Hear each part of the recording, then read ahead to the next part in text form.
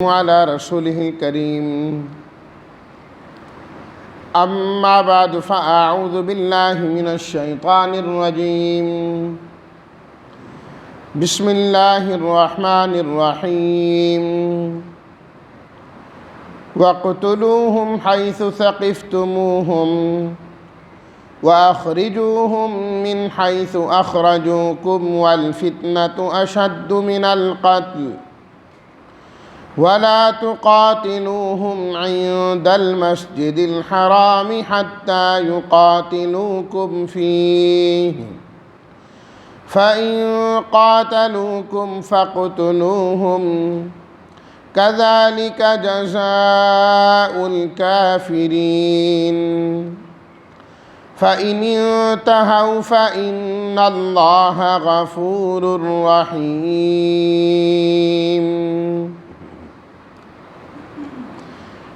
صدق الله مولانا العظيم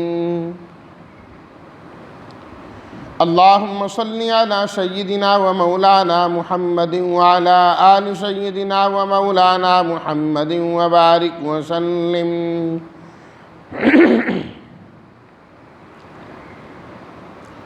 وَاقْتُلُوهُمْ اور تم انہیں مار ڈالو جہاں کہیں تم انہیں پاؤ وَأَخْرِجُوهُمْ اور تم ان کو نکالو جہاں سے انہوں نے تمہیں نکالا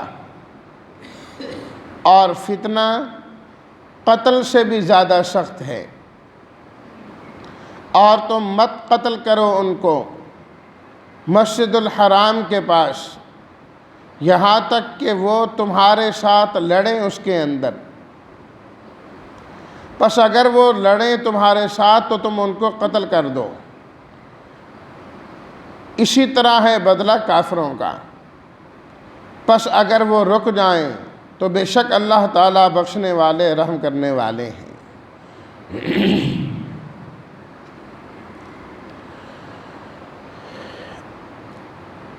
حکم قتال کی تفصیل چل رہی تھی کہ اللہ تعالیٰ کی جانب سے دین اسلام کی مضبوطی کے لیے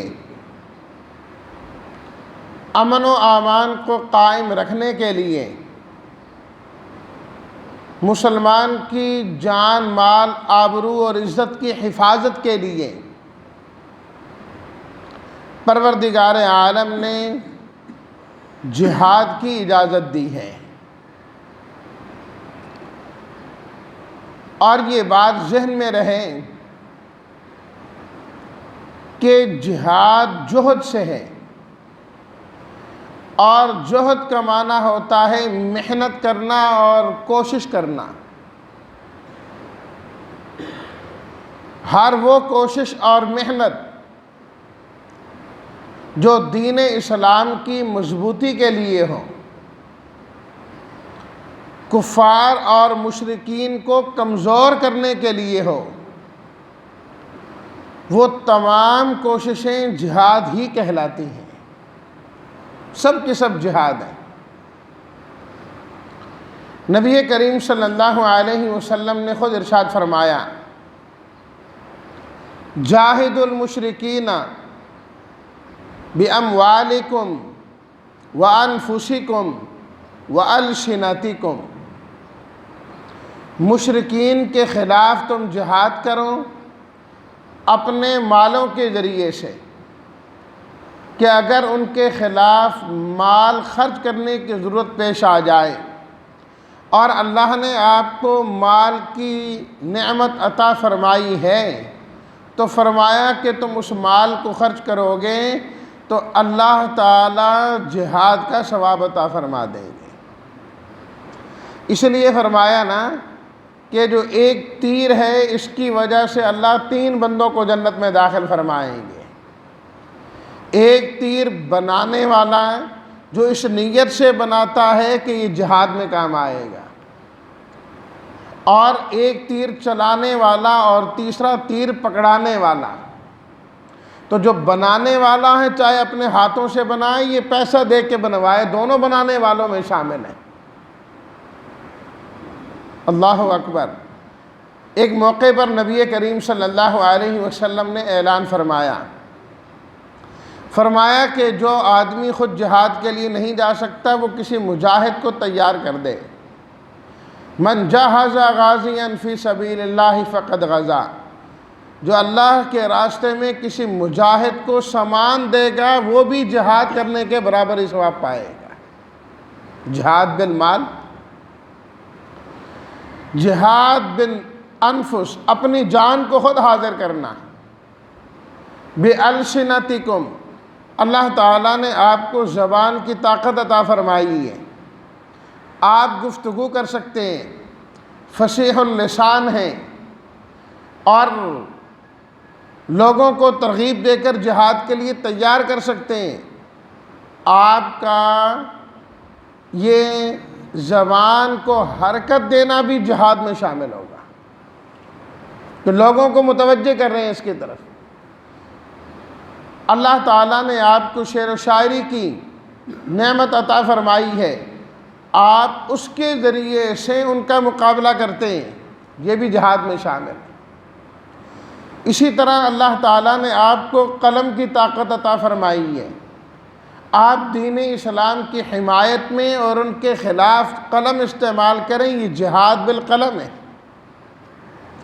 اللہ نے آپ کو قرآن مجید کی نعمت سے مالا مال فرمایا، آپ اس قرآن کی دولت سے جڑ کر قرآنی تعلیمات کو اور ان چیزوں کو عام کرنے والے ہیں۔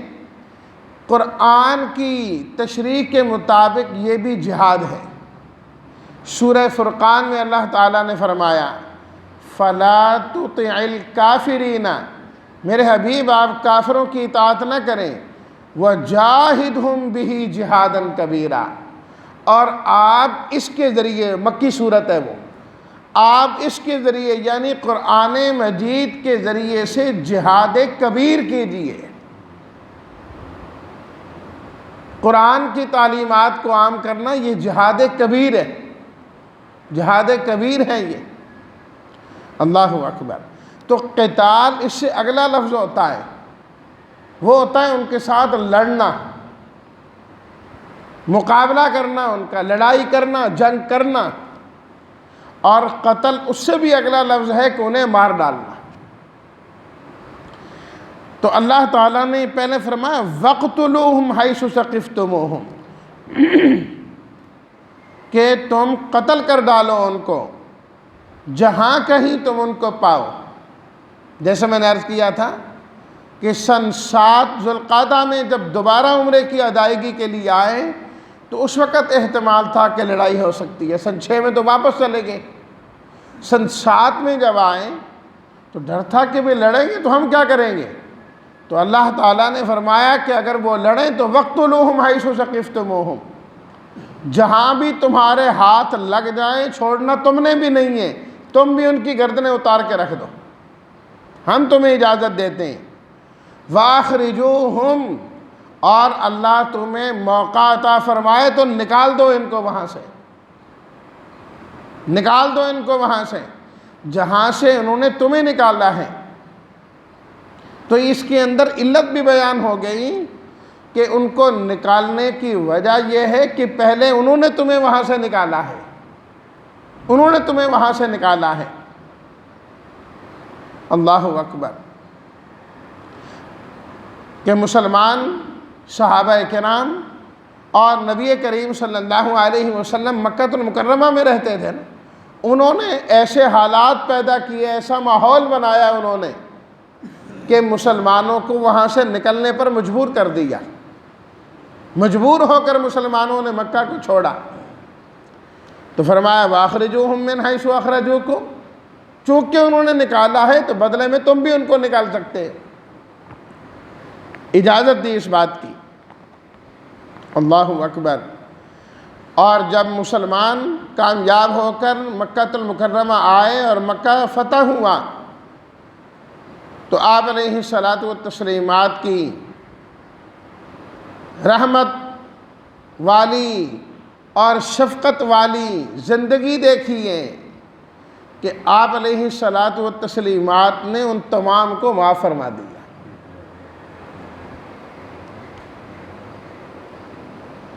آپ علیہ الصلوۃ والتسلیمات فتح مکہ کے دن جب مکہ میں داخل ہو رہے ہیں تو اپنا سر مبارک جھکایا ہوا ہے. صحابہ کرام فرماتے ہیں اتنا جھکایا ہوا تھا کہ آپ کا سر پلان کے ساتھ لگ رہا تھا کہ بڑائی نہ آ جائے کہ جنہوں نے ہم پر ظلم کیا، جنہوں نے ہمیں یہاں سے نکالا، آج ہم ان پر جو ہے قابض ہو گئے، ہم حاکم بن گئے، وہ محکوم ہو گئے. آپ علیہ الصلوۃ والتسلیمات نے انتہائی عاجزی کو اختیار کیا، اور جب ایک صحابی نے نعرہ لگایا الیوم یوم الملحمہ، آج تو جنگ کا دن ہے، جنگ کا دن، آج تو لڑیں گے، آج تو ہم نے خوب بدلے لینے ہیں، سارے بدلے چکائیں گے. آپ علیہ الصلوۃ والتسلیمات نے فوراً روکا اسے، فرمایا خاموش ہو جا، خاموش ہو جا، الیوم یوم المرحمہ، آج تو رحمت کا دن ہے، آج تو معافی کا دن ہے. اور پھر آپ علیہ الصلوۃ والتسلیمات نے فرمایا میں تم سے وہی کہتا ہوں جو میرے بھائی حضرت یوسف نے اپنے بھائیوں سے کہا تھا کہ جاؤ میں نے تمہیں آزاد کر دیا، لا تثریب علیکم الیوم یغفر اللہ لکم، کوئی میں تمہیں الزام نہیں دیتا، میں نے بھی معاف کیا اور اللہ بھی تمہیں معاف کر دے. فرمایا مکہ والو انتم الطلقاء، تم سب آزاد ہو، میں تمہیں بھی معاف کرتا ہوں. والفتنۃ اشد من القتل، فرمایا کہ جو فتنہ ہے وہ قتل سے بھی زیادہ سخت ہے. کہ بظاہر تو کسی کو قتل کرنا، کسی کو مارنا یہ سخت معاملہ ہے، اور آج تک اس سے پہلے انسان کی قدر و قیمت بتائی گئی اور قتل کرنے سے منع کیا گیا، یہی حکم دیا گیا کہ معاف کرو درگزر کرو، معاف کرو درگزر کرو. تو اب کہا جا رہا ہے کہ نہیں، انہیں قتل کر دو، حدود حرم کے اندر قتل کر دو اگر انہوں نے تمہیں چھیڑنے کی کوشش کی، مقابلے کی کوشش کی. فرمایا بالکل اسی طریقے سے قتل کرنا ٹھیک نہیں ہے، لیکن فتنہ قتل سے بھی بری چیز ہے، فتنہ قتل سے بھی بری چیز ہے. اور یہاں پر فتنے سے مراد کفر، شرک اور مسلمانوں کو ان کی عبادت سے روکنا ہے. کہ دیکھو یہ کافر ہیں، یہ مشرک ہیں، اللہ کے گھر میں، وہ گھر جو توحید کا مرکز ہے، جو ابراہیم علیہ الصلوۃ والتسلیمات کا بنایا ہوا ہے، اور وہ بہت بڑے موحد تھے، ان کی توحید کے تذکرے اللہ نے قرآن میں کیے، لیکن یہ اس توحید پر قائم نہیں رہے. اور ابراہیم علیہ الصلوۃ والتسلیمات کو جب اللہ تعالیٰ نے منصب امامت عطا فرمایا، انی جاعلک للناس اماما، حضرت ابراہیم علیہ السلام نے اسی وقت دعا کی تھی ومن ذریتی، یا اللہ میری اولاد کو بھی یہ مقام ملے. اللہ تعالیٰ نے فرمایا لا ینال عہد الظالمین، ظالموں کو یہ عہد کبھی نہیں ملے گا، میرا کوئی ظالموں سے عہد نہیں. فرمایا یہ ظالم ہیں، یہ جو مشرک ہیں یہ ظالم ہیں. والکافرون هم الظالمون، کافر جو ہیں وہ ظالم ہیں. ظالم اور جو کافر ہوں ہمارا ان سے کوئی عہد نہیں ہے. اس لیے اگر یہ تمہارے ساتھ لڑیں تو ان کے فتنے کو دیکھتے ہوئے تم ان کے ساتھ لڑ سکتے. وہ بڑا جرم کر رہے ہیں، اس بڑے جرم کو ختم کرنے کے لیے چھوٹی چیزیں قابل برداشت ہوتی ہیں. والفتنۃ اشد من القتل ولا تقاتلوہم عند المسجد الحرام. فرمایا ہاں مسجد الحرام، عند مسجد الحرام کے پاس، یہاں پر پاس سے مراد ساری حدود حرم ہے، حرم کی جو حدود ہے. فرمایا کہ حدود حرم میں تم لڑائی کے اندر آغاز نہ کرنا، پہل کرنے والے تم بنو، پہل نہیں کرنی تم نے کبھی بھی. حتیٰ یقاتلوکم فیہ، یہاں تک کہ وہ خود تم سے لڑیں اس کے اندر. اگر وہ آغاز کریں تو تم اپنا دفاع کر سکتے ہو، اور اگر وہ نہ لڑیں تو تمہیں آغاز کی اجازت بھی نہیں ہے. تم نہیں لڑ سکتے۔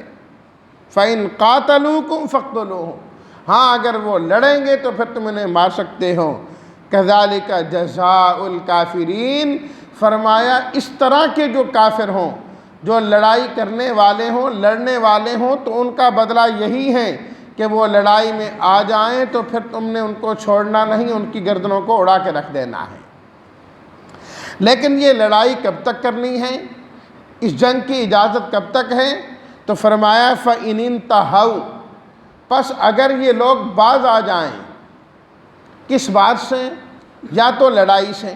اسلام کا مزاج یہ ہے نا کہ جب کسی کے ساتھ مقابلہ کرنا ہے، جہاد کرنا ہے، سب سے پہلے تو ان کو اسلام کی دعوت دینی ہے کہ تم اسلام میں داخل ہو جاؤ، مسلمان ہو جاؤ۔ ہو جائیں تو وہ مسلمانوں کے بھائی ہیں، کوئی اختلاف نہیں، کوئی لڑائی نہیں۔ اگر اسلام لانے پر تیار نہ ہو تو پھر دوسری چیز یہ ہے کہ وہ ماتحت بن کر رہیں، مسلمان وہاں کے حاکم ہوں گے، حکمران ہوں گے، اور یہ کفار وہاں تابع ہوں گے اور وہ جزیہ دیں گے، جزیہ کی ادائیگی کے ساتھ ان کو رہنا ہوگا۔ یہ صورتحال قبول کر لیں۔ اگر وہ یہ بھی قبول نہ کریں تو پھر ان کو کہا جائے گا کہ تم میدان میں آ جاؤ، اب تلوار کے ذریعے فیصلہ کرتے ہیں، جو کامیاب ہو جائے گا وہی حاکم ہوگا، اور اسی کے قانون اور اسی کے دین کے مطابق سارے احکامات یہاں پر ہوں گے۔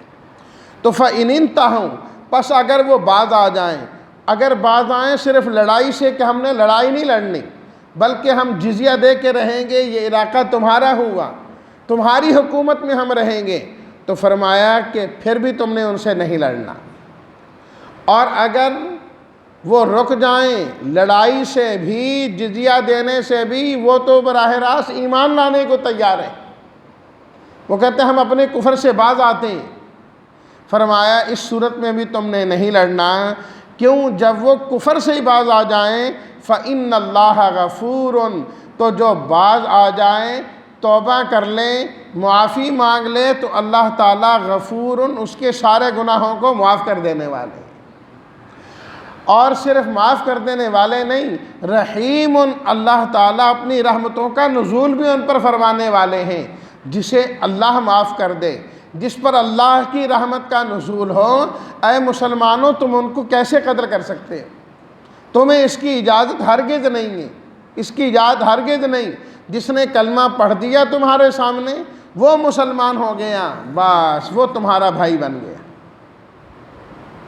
دل سے پڑھ رہا ہے کہ زبان سے پڑھ رہا ہے، تمہیں اس کی تحقیق کی ضرورت نہیں۔ ایک موقع پر میدان جہاد میں ایسا ہی ہوا، ایک صحابی قتل کرنے لگے کسی کافر کو، تو اس نے کلمہ پڑھنا شروع کر دیا، انہوں نے پھر بھی قتل کر دیا۔ فرمایا تو صرف جان بچانے کے لیے کلمہ پڑھ رہا ہے، تو کون سا کوئی مسلمان ہو رہا ہے؟ جب نبی کریم صلی اللہ علیہ وسلم کو اس کا علم ہوا تو آپ علیہ الصلاۃ والتسلیمات انتہائی ناراض ہوئے، اور آپ علیہ الصلاۃ والتسلیمات نے فرمایا ہلا شققت قلبہ، دل پھاڑ کے تم نے کیوں نہیں دیکھ لیا؟ پھاڑ کے دیکھ لینا تھا نا ایمان ہے کہ نہیں ہے۔ فرمایا جب تم نے کلمہ پڑھا، مسلمان ہوئے، ہم نے کوئی کہا تھا کہ زبان سے پڑھ رہے ہو کہ دل سے پڑھ رہے ہو؟ جب کلمہ پڑھا تو ہم نے تمہارے ایمان کو قبول کر لیا، جب وہ کلمہ پڑھ رہا تھا تم نے اس کے ایمان کو کیوں نہیں قبول کیا؟ فرمایا جب قیامت کے دن وہ کلمہ پڑھتا ہوا اٹھے گا تو تم کیا جواب دو گے؟ وہاں پر ناراضگی کا اظہار آپ نے فرمایا۔ جب کلمہ پڑھ لیا ختم۔ حضرت وحش بن حرب رضی اللہ تعالیٰ عنہ کو دیکھیے، حضرت امیر حمزہ رضی اللہ تعالیٰ عنہ کو شہید کرنے والے ہیں، قاتل ہیں، لیکن جب انہوں نے توبہ کی تو آپ علیہ الصلاۃ والتسلیمات نے ان کی توبہ کو بھی قبول فرمایا۔ جو سید الشہداء ہیں، سید الشہداء حضرت امیر حمزہ رضی اللہ تعالیٰ عنہ، ان کے قاتل نے بھی توبہ کی تو آپ نے ان کی توبہ کو قبول فرمایا۔ تو فرمایا فَإِنِ انْتَهَوْا، اگر یہ لڑنے والے رک جائیں لڑائی سے، تب بھی نہ لڑو، ایمان لائیں پھر بھی نہ لڑو، کیونکہ اللہ تعالیٰ بخشش کرنے والے اور رحم کرنے والے۔ اللہ اکبر۔ تو پروردگار عالم ہم تمام کو بھی باقی احکامات کے ساتھ ساتھ حکم جہاد بھی پورا کرنے کی توفیق عطا فرمائے، اور اس کے لیے جو یہ ہدایات دی گئی ہیں ان ہدایات پر اللہ تعالی ہمیں عمل کرنے کی توفیق عطا فرمائے۔ وآخر دعوانا ان الحمد للہ رب العالمین۔